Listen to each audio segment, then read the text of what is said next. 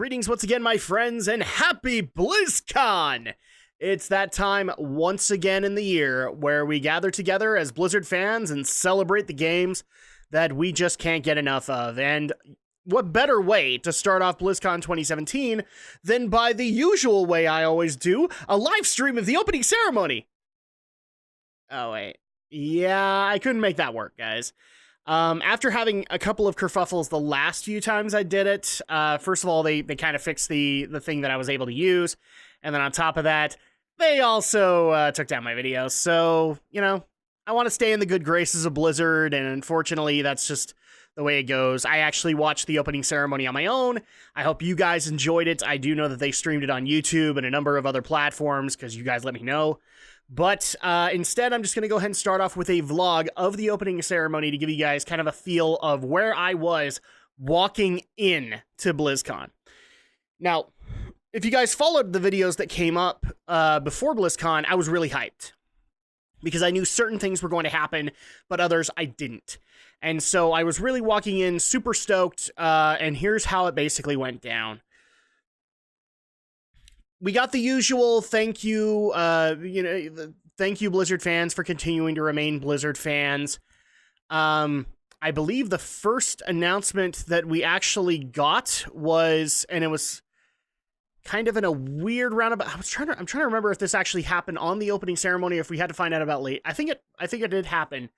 The first kind of weird roundabout announcement that we got was for StarCraft 2, and it was that we were going to get more co-op commanders, specifically Matt Horner and Mira Han together.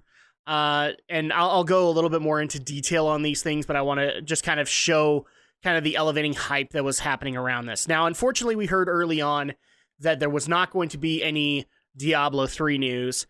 And as much as I was hoping in the videos that we were going to get Diablo 3 news, unfortunately, nothing came in the opening ceremony. But yeah, the first thing that we actually had was StarCraft 2, Mira Han, and Matt Horner being added. The first major announcement that actually came was Heroes of the Storm, with the announcement of two new heroes, Alexstrasza the Lifebinder and Hanzo from the Overwatch series. In fact, I haven't really talked about a lot of the Overwatch entries. I'm so happy that we're starting to see a lot of these heroes making their way into Heroes of the Storm. So specifically, the fact that Genji got added, I want to say 4 to 6 months ago, because I believe he was added in with Hanamura and Heroes 2.0. So I like the fact that finally we got Hanzo into the mix, but the trailer was awesome in the fact that they kind of painted Hanzo as a dragon slayer, but Alexstrasza wanted to be his ally and wanted to help him and wanted to nurture him and move him forward. And it instead ended up in a big dragon fight with Alexstrasza donning her dragon form, and in turn, for the final shot, Hanzo launching his ultimate. I'm not even gonna. Well, I guess they call it Dragon Strike. I'm not gonna say the actual name of it. I can't pronounce it. But it was a really great trailer, and also kind of hinted at maybe other things happening within the Nexus, and they actually kind of hinted at that too. And I'm just gonna go ahead and spoil it now. They didn't really add on to that. Almost as if like they were going to do some kind of a story campaign or say like there are other bigger events happening in the Nexus, but that kind of fell flat. I was also hoping for a new battleground to be announced with it, but the trailer was based in Dragonshire. So as I found out later, unfortunately, we didn't really get anything like that, but we got Alexstrasza the Lifebinder, who's like a healer support character, and Hanzo, who is a straight assassin. And I think they're basically making him like a mid to long ranged assassin for that. And that was really cool for Heroes. That was a really great way to kind of start the hype train going. The next thing that actually happened was for Overwatch, and two major announcements happened with it. First of all, we got to see the awesome new Overwatch arena. And I gotta say, like, they did an amazing job with setting that all up and making it look just great. It looked like it was in Overwatch as part of the facility, and maybe just kind of like a council room.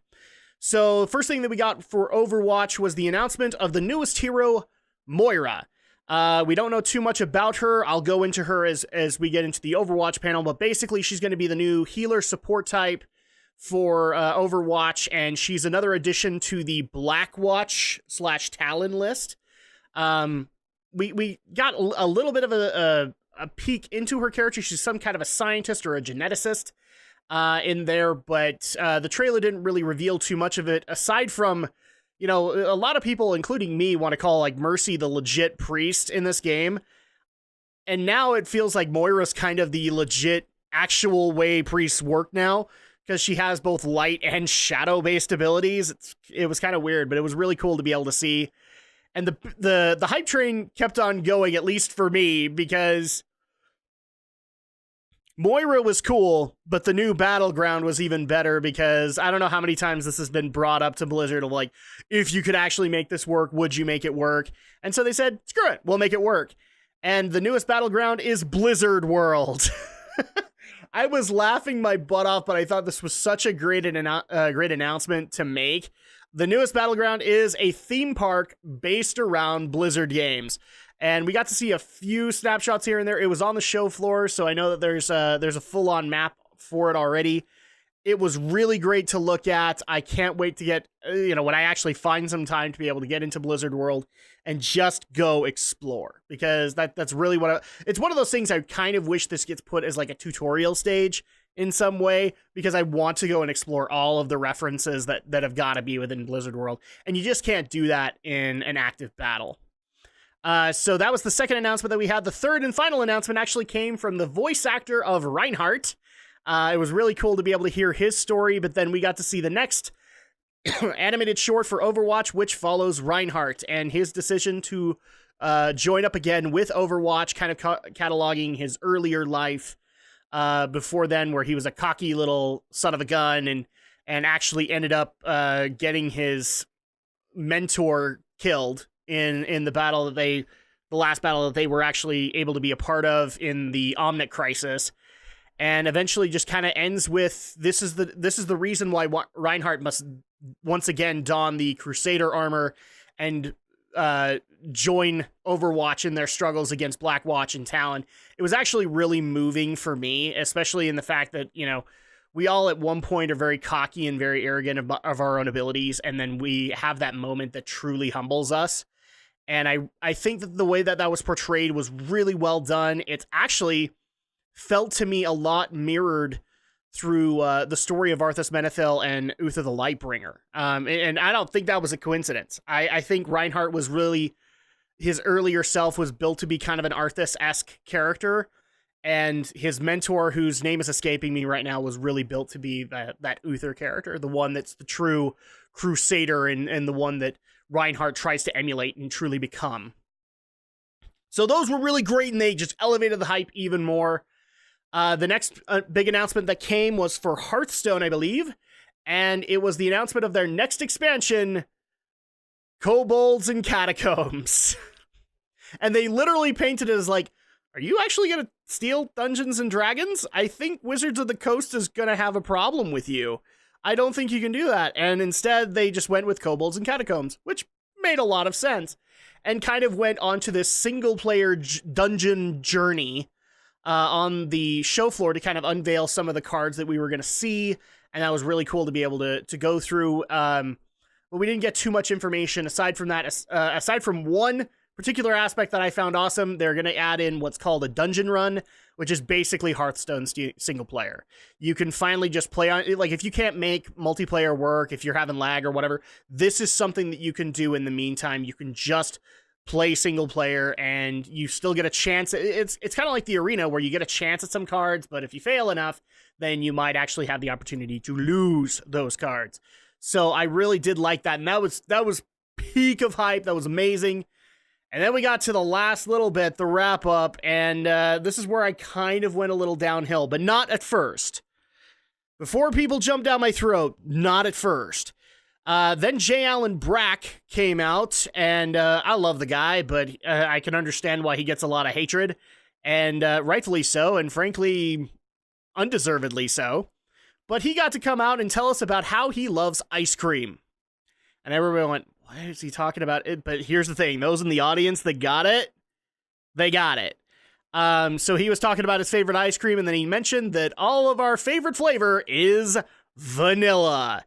And we got to have the official trailer that's been mailed to me about 20 times now that the announcement of WoW Classic. So Classic servers are finally happening. You're getting your legacy servers, private server people. You're getting what you want. And you guys wanted to let me know about it in droves, so good on ya. And and because of you guys and because of other actions, I'm actually adding a video onto my BlizzCon coverage specifically for WoW Classic. You might call it Nostalrious too. I don't think I'm going to label it as such, but we're going to go into details. And that actually, to me, was a cool idea. It was finally that, you know, at that point, they couldn't make the complaints anymore. Blizzard was listening to the audience. They gave you the classic servers, even though they had very little to announce aside from that. And they also kind of admitted they didn't really have the tech, so they needed to work all that out. So, well, they had the tech, but they didn't know where they exactly were going with it. So you got that, and then this is where Blizzard lost me. They announced the next expansion for World of Warcraft, Battle for Azeroth. Now, normally, I don't have a problem with the title. I have a problem that the main focus of it, and I'll go more into detail when I cover WoW, because that's what I'm going to try and do this time around, is not necessarily spill everything right off the bat, but go into this. The premise of Battle for Azeroth is basically saying, now with the Legion defeated, we need to renew the Horde versus Alliance conflict.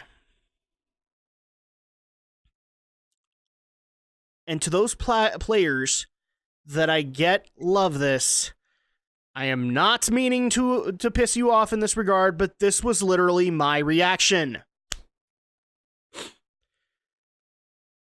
Again, I'll get into the details in that video, and it'll probably be the last one because that's the biggest unveil that they had. But yeah, Battle for Azeroth will be focusing more on the Horde versus Alliance conflict, but have some interminglings here and there of new threats rising. Obviously, the biggest announcements were you can adventure to level 120. You're able to go to new continents, specifically 6 new zones, split apart in 2 island areas, called Tiris and Zandalar. So you're able to get that, and the other big announcement was the allied races. So it's been being data mined for a while that we were going to get something resembling sub-races. And we didn't really. It wasn't sub-races, we got what are called allied races. These are basically new race rerolls that you can do in particular factions, and the ones that were highlighted in this particular one were High Mountain Tauren, Lightforged Draenei, Nightborn, Void Elves, Dark Iron Dwarves, and Zandalari Trolls. And I'll go into the details in the WoW one to tell you guys how those work. So you got the allied races. We also got the Plundering Uncharted Islands as a new kind of invasion slash scenario kind of deal. Warfronts are going to basically be like what scenarios were supposed to be originally, PvE-esque battlegrounds. And that was pretty much the announcements that they had for it, without going too deep in. So I will say, as kind of a wrap-up, I was really getting hyped with all of the stuff that they announced, and unfortunately and also I should say, they did unveil the cinematic trailer for Battle for Azeroth. So we got to see that as well. This is also where I just facepalmed, because some of the design choices on the characters made me just cringe and just specifically, I didn't really have a problem with Anduin or Gen. Sourfang the Elder, I guess, looked kind of cool because I'm guessing that's Sourfang the Elder. My biggest gripe and complaint was Sylvanas. I loved the design that we got for the Legion cinematic trailer, where she looked elvish and she looked prim and polite, but she could still get into a tussle with some demons. And instead, the only thing that I could focus on in this particular cinematic was the fact that she had these black tear stains going down her cheek, the fact that her complexion was a little bit pinker than usual, and I just kind of went, oh no, oh. She looked badass before, and now she looks like she's the queen of emo. If you like the design, good on you. I'm not with you. I think it was a bad step. I think what they had for Legion was perfectly fine, and then they wrecked it. Especially when we got to see a really cool moment in that cinematic where she turns into her Banshee form. That was pretty badass, and then we got back to that original form, and I just cringed yet again. So, wrapping up. They did a really great ramp up as far as I'm concerned. They got me invested with, StarCraft, not really. Heroes of the Storm started that ball rolling. Overwatch kept it running. Hearthstone basically put it up to its peak. And then WoW, I mean, they maintained the peak with WoW Classic for me, but then Battle for Azeroth got announced. And Andrea can attest, I was pissed. I was actually legitimately mad. Where with Warlords of Draenor, I was indifferent. Now a couple of days have happened and I've been able to cool off, and I'm kind of warming to the idea. But originally at that point, I was not happy because it looked like this was going to be a more PvP based expansion, more built around the Horde versus Alliance conflict. And I have no problem admitting this, guys. Of all of the stories that you could tell in World of Warcraft, the one I am least interested in is Horde versus Alliance. I know that that's the cornerstone of Warcraft. I could care less. And so, yeah, that was kind of the wrap up for me for the opening ceremony. I was really hyped up until Battle for Azeroth, and that kind of took me back down. And I had to cool off a little while and go watch some other stuff before I could go tackle the WoW material. But that's going to go ahead and do it for this video because I've been talking to you guys' ears off. When we come back next video, I'm actually going to be tackling on a new concept, which was I'm going to be tackling the stuff that didn't make BlizzCon and why I'm a little irritated it didn't. We'll see you guys then.